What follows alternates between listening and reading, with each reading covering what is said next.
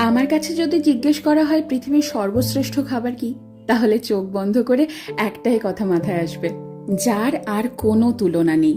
আমরা মধ্যমগ্রাম বাজার গিয়ে একেবারে বর্ষার ইলিশ কিনে এনেছি। একটু নুন আর হলুদ মাখিয়ে সর্ষের তেলে ভেজে নিয়েই সাথে গরম ভাত, কাঁচা লঙ্কা আর ইলিশ মাছ ভাজার তেল।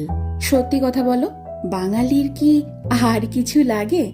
এই দিয়ে তো পুরো প্লেট খালি।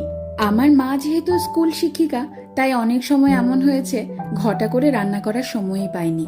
আর সে সময় যদি বাড়িতে ইলিশ মাছ থাকতো, তাহলে এই ইলিশ মাছ ভাজা দিয়ে কত তৃপ্তি করে খেয়ে উঠেছি সবাই। আমার এই বাড়িতে বাবা মা এসেছে, আর সেই তৃপ্তি করে খাওয়ানোর সুযোগটা এবার আমি পেয়েছি। আমার খাদ্য রসিক বাবা গরম গরম ভাত আর ইলিশ মাছ ভাজা নিয়ে বসে পড়েছে।